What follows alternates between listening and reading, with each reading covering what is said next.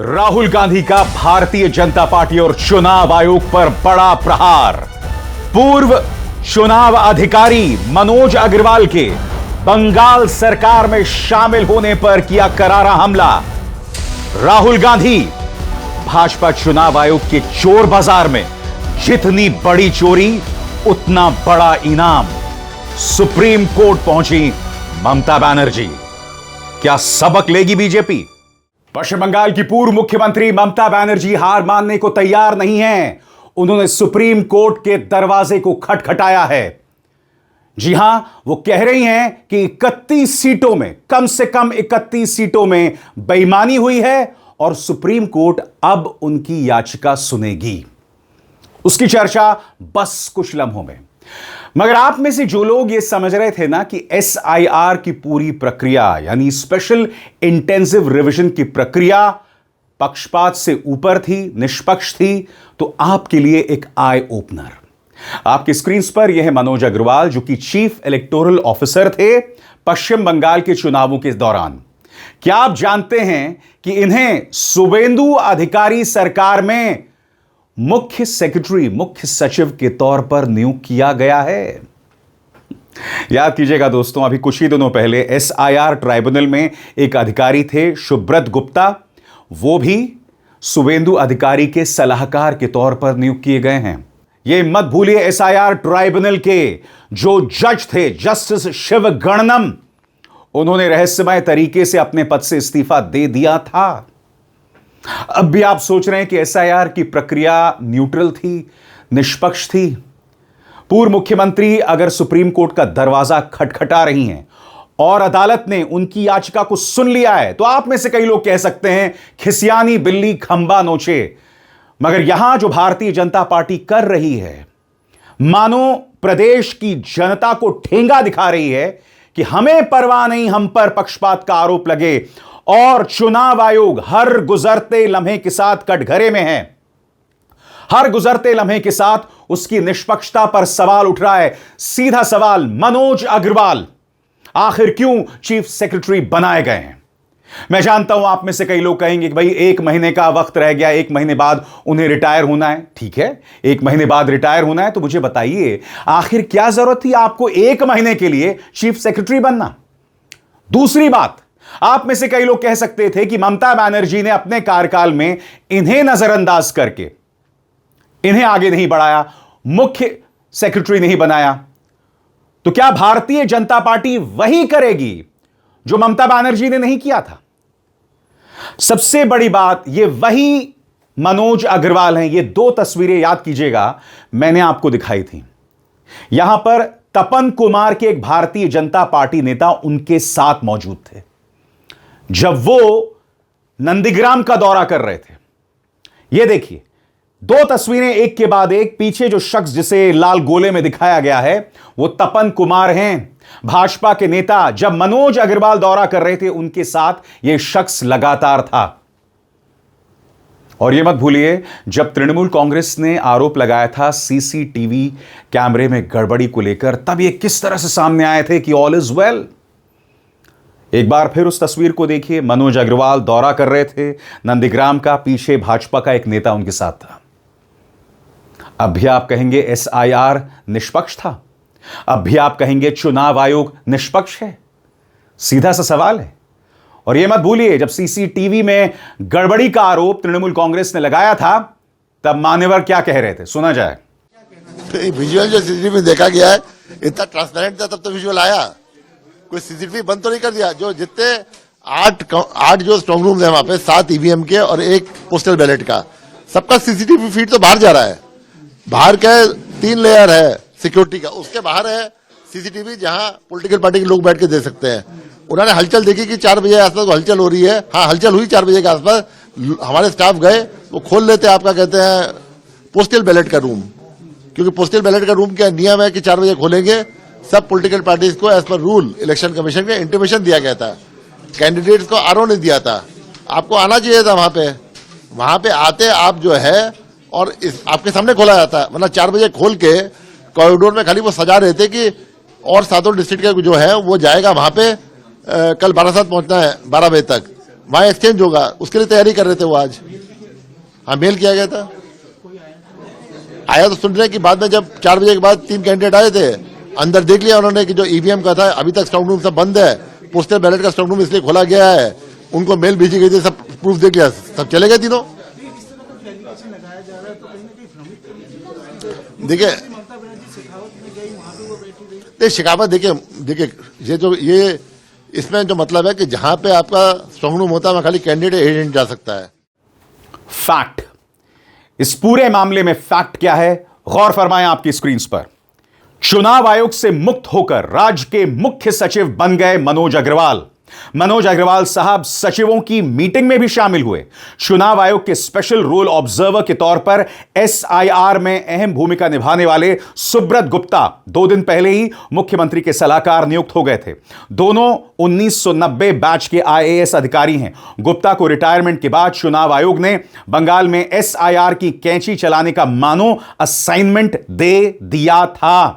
स्वतंत्र और आजाद पत्रकारिता का समर्थन कीजिए, सच में मेरा साथी बनिए। बहुत आसान है दोस्तों, इस ज्वाइन बटन को दबाइए और आपके सामने आएंगे ये 3 विकल्प, इनमें से एक चुनिए और सच के इस सफर में मेरा साथी बनिए। मैं फिर आपसे पूछना चाहता हूं दोस्तों, आप में से कई लोग माना खुश होंगे ममता बनर्जी के बेदखल होने से, मगर इस तरह के पक्षपात के साथ जब पूरा सिस्टम जो है वो भाजपा की गोद में बैठा हुआ था, जब ज्ञानेश गुप्ता वही कर रहे थे जो भाजपा उनसे चाहती थी, विपक्ष तो यही आरोप लगा रहा है ना।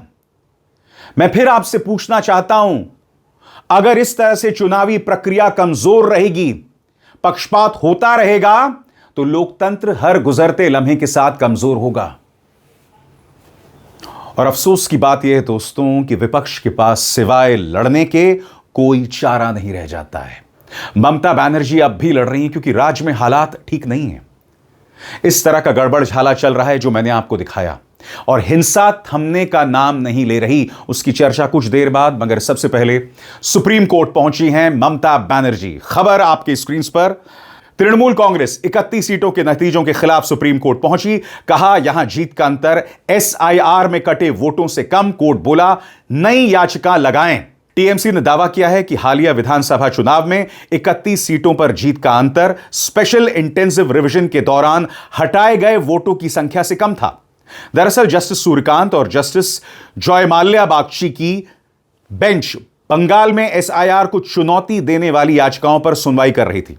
इसी दौरान टीएमसी सांसद और वकील कल्याण बनर्जी ने बागची की उस टिप्पणी का हवाला दिया जिसमें कहा गया था कि अगर जीत का अंतर हटाए गए वोटों से कम है तो अदालत शिकायतों पर विचार कर सकती है।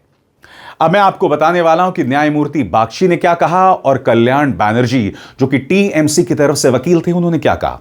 सबसे पहले न्यायमूर्ति बागची, परिणामों, वोट हटाने आदि के बारे में जो भी कहना है उसके लिए अलग अंतरिम आवेदन दाखिल करना होगा। चुनाव आयोग जो यह कह रहा है कि चुनाव याचिका ही उपाय है, वो अपनी जवाबी हलफनामे में यह बात रख सकता है। इस पर कल्याण बनर्जी ने कहा मेरे एक उम्मीदवार 862 वोटों से हारे, जबकि दिलचस्प बात यह है कि उस निर्वाचन क्षेत्र में एसआईआर के दौरान 5550 वोट हटा दिए गए थे। ऐसी 31 सीटें हैं जहां जीत का अंतर हटाए गए वोटों से कम था। हालांकि लिस्ट नहीं दी। टीएमसी और भाजपा के बीच कुल वोटों का अंतर करीब 32 लाख था और वोट डिलीशन के खिलाफ 35 अपीलें अभी भी पेंडिंग हैं। मैं फिर आपसे पूछना चाहता हूं दोस्तों, ऐसे में क्या इस प्रक्रिया की निष्पक्षता पर सवाल नहीं उठाया जाना चाहिए? और न सिर्फ निष्पक्षता दोस्तों, रहस्य भरे हुए हैं। आपको याद होगा दोस्तों, शुवेंदु अधिकारी के पीएस की हत्या कर दी जाती है। शुरू में भाजपा बहुत बवाल हो जाती है, मगर फिर रहस्यमय तरीके से वो खामोश हो जाती है क्योंकि शुवेंदु अधिकारी के पीएस की हत्या हुई थी। अब मैं आपको बताना चाहता हूं गिरफ्तारियां किनकी हुई हैं और वो कौन लोग हैं। नंबर 1, मयंक राज मिश्र या मयंक मिश्र बिहार के बक्सर जिले से गिरफ्तार, हिरासत में लिया गया। विक्की मौर्य, कुछ जगह विक्की मोराया भी लिखा गया है, इसे भी बिहार के बक्सर जिले से उठाया गया। राज सिंह उत्तर प्रदेश के अयोध्या बलिया इलाके से हिरासत में लिया गया। रिपोर्ट्स के मुताबिक वो मूल रूप से उत्तर प्रदेश के बलिया का रहने वाला था, हालांकि उसके कुछ लिंक्स बक्सर से भी बताए जा रहे हैं। और जहां तक लिंक्स की बात है दोस्तों, पत्रकार रणविजय सिंह ने एक वीडियो पेश किया है जिसमें राज सिंह भारतीय जनता पार्टी के लिए वोट की अपील कर रहे हैं। और मैं आपको बतलाना चाहता हूं, सुप्रिया सुनेत ने एक ट्वीट किया है जिसमें वो एक गाड़ी का हवाला दे रही हैं जिसमें भाजपा का झंडा दिखाई दे रहा है। और सुप्रिया सुनेत कहती हैं, शुभेंदु अधिकारी के पीए की हत्या के आरोप में बलिया का शार्प शूटर राज सिंह पकड़ा गया। उसने अपनी गाड़ी पर बीजेपी का झंडा लगाया है। कुछ बूझे, कुछ समझे। दोस्तों, मैं एक बात स्पष्ट कर दूं, अगर आपकी गाड़ी में बीजेपी का झंडा है तो हो सकता है आपको फंसाया जा रहा हो या न भाजपा को फंसाया जा रहा हो। मैंने दैनिक भास्कर के एक वीडियो में देखा था, राज सिंह की मां रो रही थी और वो मुख्यमंत्री आदित्यनाथ और प्रधानमंत्री नरेंद्र मोदी से अपील कर रही थी कि मेरे बेटे को फंसाया गया है। देखिए, साफ कर दिया जाए, मैं यहां पर खड़ा होके ना ये कह रहा हूं कि भाजपा इसमें शामिल है, ना मैं ये कह रहा हूं कि राज सिंह का जो है नाता इस हत्या से। ये पुलिस की जांच है और सबसे बड़ी बात, पुलिस जो कहे हर चीज सही नहीं होती है। हमारे सामने ढेरों मिसालें हैं। मगर पत्रकार रणविजय सिंह ने जो वीडियो पेश किया है जिसमें यह व्यक्ति भाजपा के लिए वोट की अपील कर रहा है, क्या यह AI जेनरेटेड है? दूध का दूध और पानी का पानी हो जाए। और बात वहां नहीं रुकती, कई ऐसी तस्वीरें आ रही हैं जहां यह व्यक्ति भाजपा के नेताओं के साथ दिखाई दे रहा है। और यही वजह है दोस्तों, याद कीजिएगा, जब उनके पीए की हत्या हुई थी तब मैंने आपके सामने कार्यक्रम किया था कि राजनीतिक हत्या है, यानी कि इसके पीछे टीएमसी का हाथ है या फिर यह कोई षड्यंत्र है। तीनों में से कोई मुसलमान नहीं है, वरना गोदी मीडिया ने जहर उगल दिया होता, जहर उगल दिया होता। एक मिश्रा जी हैं, एक मौर्य जी हैं और एक सिंह साहब हैं। इन्हें गिरफ्तार किया गया और सबसे बड़ी बात, गिरफ्तार किया गया, ये दोषी नहीं है। अभी जांच होगी, अब ये जांच कहां बढ़ेगी? कहीं और। मगर अगर किसी मुसलमान को पकड़ा गया होता तो गोदी मीडिया ने अभी पूरे मुद्दे को हिंदू मुस्लिम कर दिया होता। मगर पूरा गोदी मीडिया खामोश है। याद कीजिएगा किस तरह से जिस दिन नतीजे आए थे, दूरदर्शन में यह पत्रकार जिसे साल का 15 करोड़ टैक्स पेयर्स के पैसे से 15 करोड़ मिल रहा था, इसने हिंदू मुस्लिम करना शुरू कर दिया था। मैं जो बार बार अपने मंच पर कहता हूं कि हिंदुओं को डराया जा रहा है भाजपा द्वारा कि अगर हम सत्ता से चले गए तो मुगलों का राज हो जाएगा, यह व्यक्ति का भाव वही था, वही जहर उगल रहा था। ये रेडियो रवांडा के अवतार के तौर पर काम करते हैं। और देखिए, यह व्यक्ति, याद कीजिएगा, जब यह जी न्यूज में था तो इसने 15 किस्म के जिहाद पर प्रोग्राम किया था जो एक व्हाट्सएप फॉरवर्ड पर आधारित था। मोरबी पुल हादसा हुआ था तो जो लोग मारे गए थे उस पर दोष मढ़ रहा था। दिल्ली ने जब अरविंद केजरीवाल को चुना था तब यह दिल्ली की जनता को गाली दे रहा था और अब हिंदू मुस्लिम कर रहा है। देखिए, तिहाड़ जेल में पत्रकारिता का नाम रोशन करने वाले इस वाहियात आदमी ने क्या कहा दूरदर्शन पर। आज ये पूरा मीडिया जो 3 लोग पकड़े गए हैं उस पर खामोशी बनाए हुए। देखा जाए, पश्चिम बंगाल में 70% हिंदू और 27% मुसलमान हैं। वर्ष 2011 की जनगणना के मुताबिक वहां लगभग 6.5 करोड़ हिंदू रहते हैं और 2.5 करोड़ मुसलमान रहते हैं। फिर भी पिछले 15 वर्षों से वहां के हिंदू एक अल्पसंख्यक की तरह रह रहे। और जहां तक बंगाल की बात है, वहां मानो हिंसा खत्म होने का नाम नहीं ले रहा। विद्यासागर यूनिवर्सिटी के जो वाइस चांसलर हैं, उनके दफ्तर में ABVP के कार्यकर्ता घुसते हैं, नारेबाजी करते हैं, उन्हें अपमानित करते हैं। और मैं दावे के साथ कह सकता हूं इसी तरह की तस्वीरें अब आने वाले दिनों में आती रहेंगी। सबसे पहले वीडियो देखिए।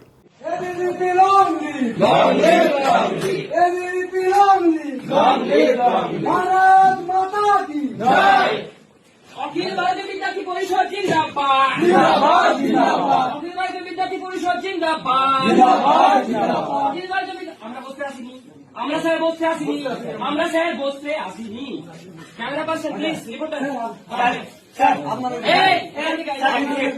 ভারত মাতা কি সুমন, ভারত মাতা জয় বলুন, সুমন বলুন, ভারত মাতা জয়, ভারত মাতা কি मातरम, वंदे मातरम, वंदे मातरम, वंदे मातरम। জানেন না, তার মানে কি করে আপনি ABVP এত অ্যাক্টিভিটি করছে ইউনিভার্সিটি ক্যাম্পাসের মধ্যে, তারপরেও বলছেন আপনি জানেন না? একমাত্র জানেন না, সেই জায়গা থেকে ঘুরিয়ে অফিস বানিয়ে রেখেছিলেন, পার্টি অফিস।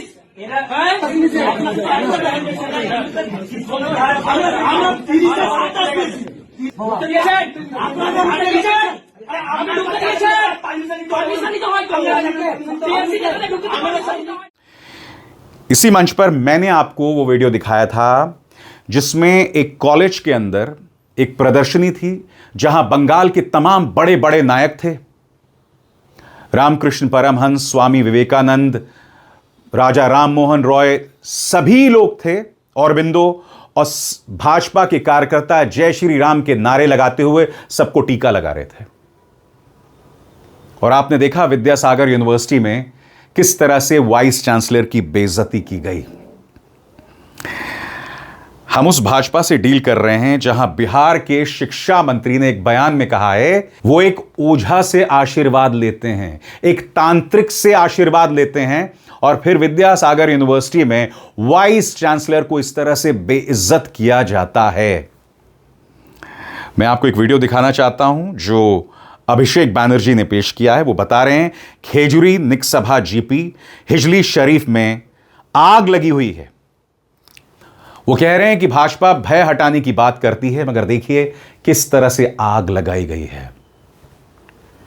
मैं उम्मीद करता हूं शुभेंदु अधिकारी अब जबकि सत्ता संभाल चुके हैं इस सब पर निगाह डालेंगे, क्योंकि अगर अगले 5 साल, देखिए आपको 200 सीटें मिली हैं, आप कहीं नहीं जा रहे हैं अगले 5 साल तक, मगर अगर अगले 5 साल आपको बांग्ला भाषियों को यही बताना है कि तुम्हारा वजूद खतरे में है, मुसलमान तुम पर राज करेगा, यह बात अलग है कि पिछले कई सालों से आम बांग्ला भाषी उस माहौल में जी रहा था, मगर अब उसके मन में डर पैदा करना, इस तरह की आग के जरिए हमेशा उसे एज पर रखना, और ऑफ कोर्स गोदी मीडिया का अपना योगदान है, उनके अपने गुर्गे हैं जो हिंदू मुस्लिम का खेल अगले 5 साल तक करेंगे। यानी कि आम बंगाली के लिए क्या जिंदगी है अब, इसी तरह से हिंदू मुस्लिम में आपको उलझा कर रखा जाएगा, रहस्यों पर पर्दा डाला जाएगा, पारदर्शिता खत्म हो जाएगी। आम बंगाली जो है वो अपनी सरकार से अब सवाल नहीं करेगा, वो इसी तरह से हिंदू मुस्लिम करेगा। इसी तरह से यूनिवर्सिटीज में, कॉलेजेस में जाकर एबीवीपी के संस्कारी कार्यकर्ता जो हैं हरकतें करेंगे और हम सब खुश। इससे बड़ी त्रासदी क्या हो सकती है। और जो तमाम बातें आज मैंने आपको बताई सारे तथ्यों पर आधारित हैं। मैंने अपने मंच पर राज सिंह को दोषी भी नहीं ठहराया, कई लोग दोषी ठहरा रहे हैं सिर्फ इसलिए कि पुलिस ने गिरफ्तार कर लिया है। यह मेरी सोच नहीं है। अगर पुलिस ने गिरफ्तार किया इसका मतलब आप दोषी नहीं है, उसकी मार हो रही है, दूध का दूध और पानी का पानी होना चाहिए। अगर वाकई इस हत्या में उसका हाथ है तो क्या रहस्य है, क्या पर्देदारी है, क्योंकि आप जानते हैं शुभेंदु अधिकारी से जुड़े उनके कई पर्सनल असिस्टेंट्स की इसी तरह से हत्या हुई है और रहस्यमय मौत हुई है। हमें मामले की तह तक पहुंचना पड़ेगा। बंगाल के साथ यह नाइंसाफी नहीं हो सकती और इस मंच पर मैं लगातार सवाल उठाता रहूंगा, यह मेरा वादा है। अब इसार शर्मा को दीजिए इजाजत। नमस्कार।